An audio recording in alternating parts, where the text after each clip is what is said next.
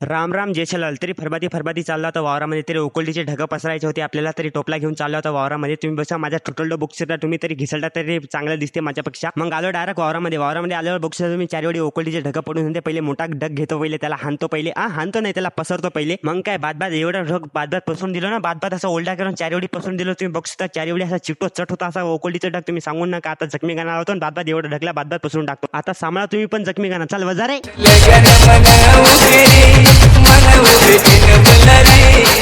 Sorry चुकून लागलं का ना. मला काय भेटायला काय जायचं नाही. मला काय फोन फिन येत नाही. तुम्ही आता दुसरं गाणं लावतो. तुम्ही पण ऐका, मी पण ऐकतो आता. सॉरी.